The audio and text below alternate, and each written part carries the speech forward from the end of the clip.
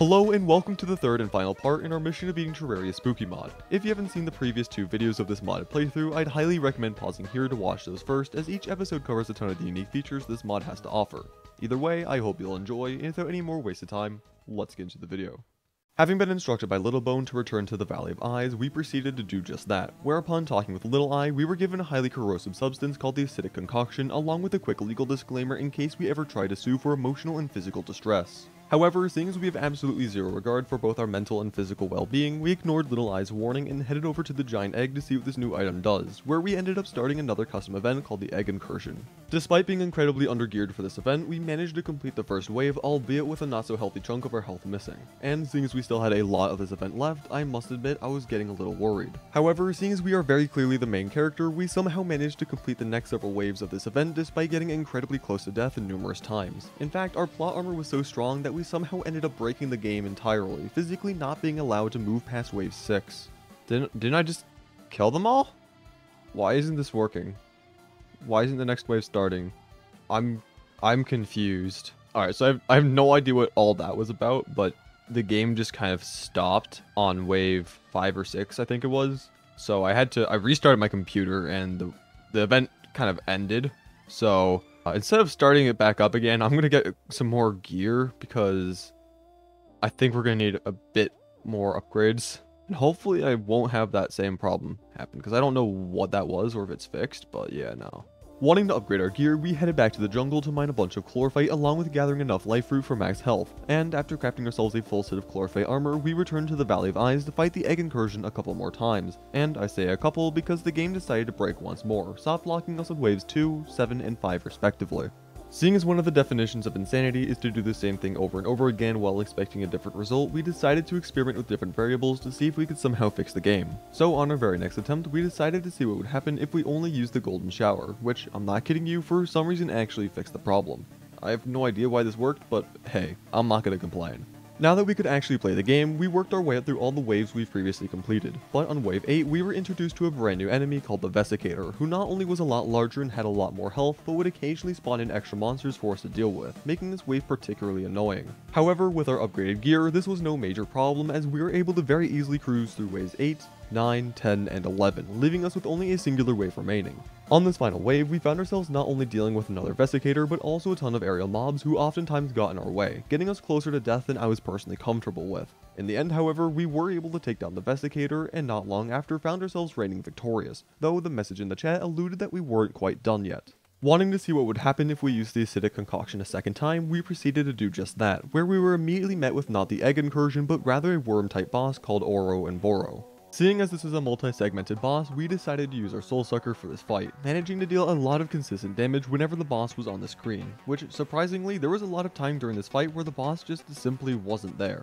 After a couple minutes of dodging and weaving the various attacks, along with occasionally standing still and doing pretty much nothing, we managed to enter the second half of this fight, where Oro and Boro decided to split into two separate entities, working in unison to ensure that we took as much damage as possible, and seeing as we now had to pay attention to two separate mobs and their own unique attacks, the pressure really started to amp up. However, after getting an absolutely diabolical combo on Boro, we found ourselves locked into a 1v1 with Oro, and seeing as Oro was already quite low, we somehow managed to defeat this boss on our very first attempt. Let's go! Oh, we got another sentient heart. That's cool. Alright, there's a treasure bag. Let's open this up real quick. Ooh, ICU. It's a ranged weapon. Leecher. Summon. Living arteries. Ooh, that's good, that's good. I saw some recipes that involve these. Alright. The Undying Embryo. Upon death, you will have received and given high life regeneration and defense for a short time. Revive ability has a 10-minute cooldown before it can activate again. During this cooldown, you gain 8% increased damage and critical strike chance. Wait, so this is just... That's actually pretty cool. That might be useful. I don't know what this is. Do you need, like, a special, like... Oh! Okay. So... This is good. We may switch to a ranger after this. I mean, look at this weapon! It's not that fast, all things considered, but... My god, this is... very cool. I think we should try to see what the mage weapon is, if that's the range weapon. Seeing as the living arteries we obtained from this fight are used to craft the other weapons dropped from Oro and Boro, we were able to craft ourselves a venom gasser along with making an upgrade to our retina staff. Okay, so this is the upgraded version to our retina staff. And you've got 8 eyes now, and they're blue. Oh, and they blow up? Oh, that's cool. And then we also have the Venom Gasser, which... Oh, that's using, like, no mana at all. How much mana is that? 1 mana. Oh, that's kind of cool. Okay. Alright, we're definitely gonna have to use these weapons. These are really cool. I like this. Alright, let's see what Little Bone has to say now. ... That's wonderful. Wait, you don't have any advice? Huh. That's the first time I've seen that. Okay. Do we just play the game as per usual then? Just go fight Planta with our new gear? Normally he has at least something to say, even if he just repeats himself.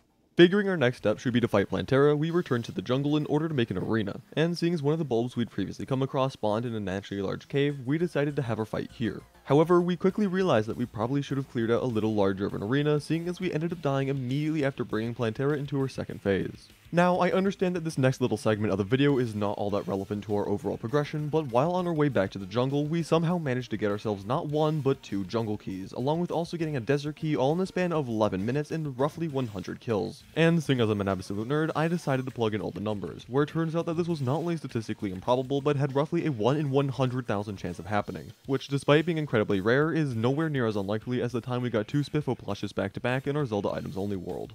Anyway, now that we probably used up all of our luck on getting these biome keys, we returned to the jungle in order to expand our arena before summoning Planta once more. And seeing as we now had a little more room to maneuver, we were able to use a combination of our Venom Gasser, the Golden Shower, and the Living Retina Staff in order to take down the self-proclaimed Queen of the Jungle. Seeing as we've already come across the jungle temple while searching for Chlorophyte and Life Root earlier, we decided to make our way over while we had at least some time remaining on our potions, where we proceeded to summon the next boss on our hit list, Golem.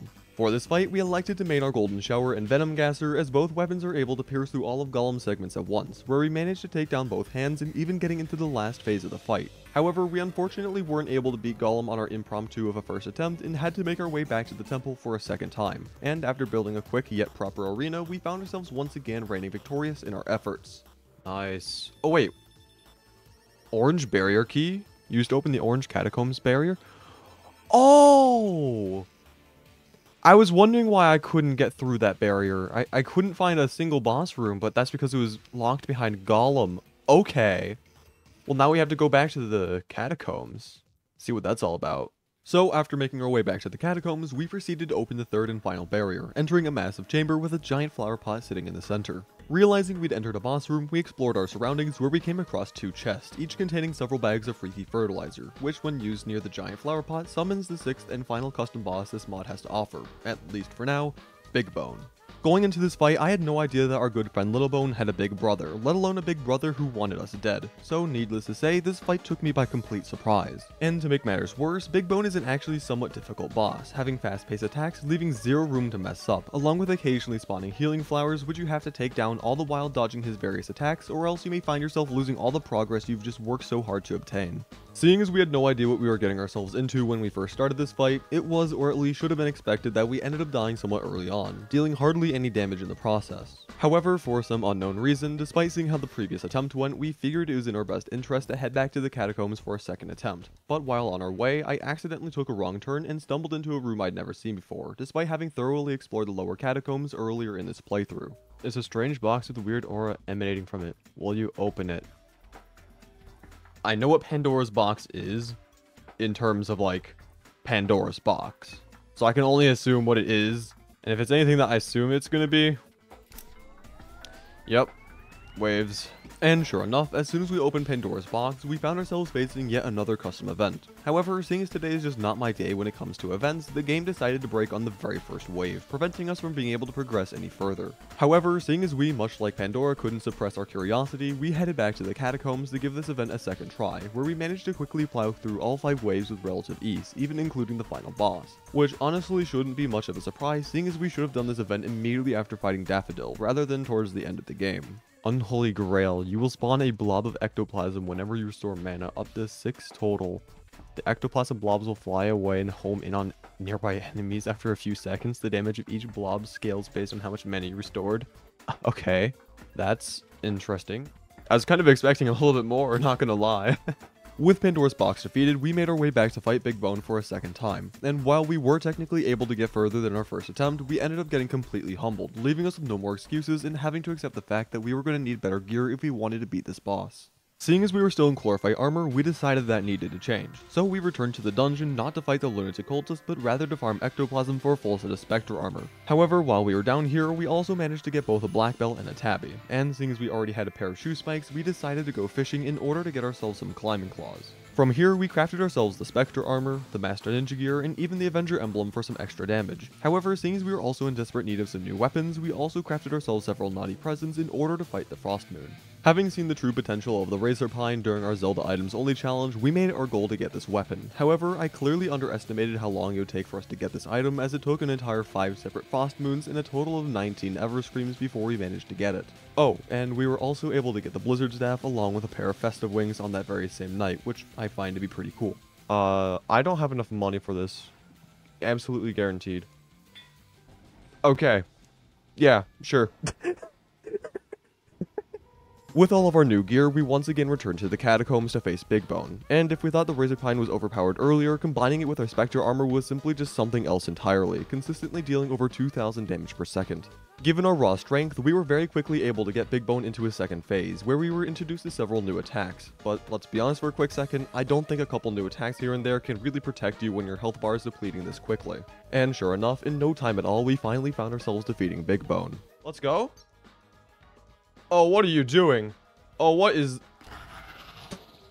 well, oh, well, that's a death animation if I've ever seen one. But let's go, finally. All it took was us getting the Razor Pine. That's all we needed to do. That's all we needed to do. Anyway, let's see what's inside the bag. Quick Disciple's Mask. Fire off homing skull wisps while you are flying or running. The rate wisps are fired and their damage scales with your current speed. Okay, that's pretty cool. And then we've got the Skull Smasher, 164 melee damage, very fast speed, extremely strong knockback. Left click to quickly... Sorry, I'm having a stroke. Left click to quickly throw the hammer a short distance. Hold down right click to swing the hammer around you and charge it up. Once fully charged, release right click to throw the hammer. Okay, hold up. I want to see this. And then we can... Oh. Alright. That's pretty cool. I think we should fight Big Bone a couple more times in order to see what mage weapons we can get, but this is a really cool weapon. This is like the much better version of the Paladin's Hammer. So after casually beating Big Bone for a second time, we managed to get ourselves the weapon we were after, the Flame Orb Staff. Oh, and we got it! The Flame Orb Staff uses 25 mana. That's quite a lot. That's a lot of mana. Left click to cast a large spread of fire bolts that bounce off of tiles. Right click to unleash a high damage fire beam that homes on enemies. Okay, hold up. I need to see this. Okay, this apparently homes on enemies as well.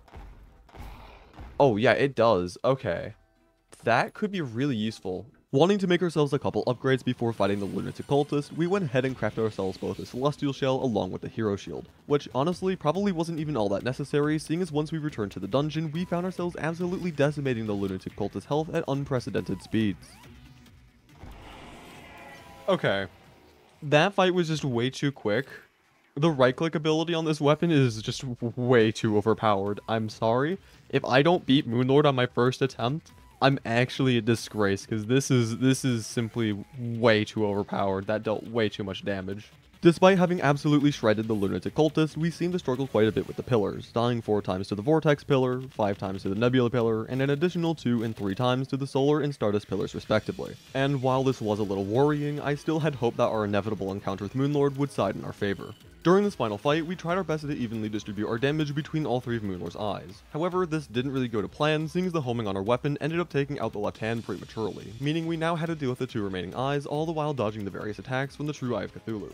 Despite this slight inconvenience, we were able to take down the right hand without any problems, though we did almost end up getting eviscerated by the Phantasmal Death Ray not long after. But thankfully, mere moments away from death, we were able to take out the top eye, not only saving us, but also exposing Moonlord's core. From here, we made sure to distance ourselves far enough to where we didn't need to worry about the true Eyes of Cthulhu while staying close enough to deal consistent damage. And while I wish this fight was more climactic than it was, our Flame Orb Staff was simply too overpowered, defeating Moonlord in an incredibly quick time of 2 minutes, signaling the end of our journey. If you enjoyed watching this video, please consider subscribing and turning on the notification bell, as that not only helps the channel grow, but is the best way to be informed whenever I post another video just like this. Anyway, thank you so very much for watching, and I'll see you in the next one. Bye.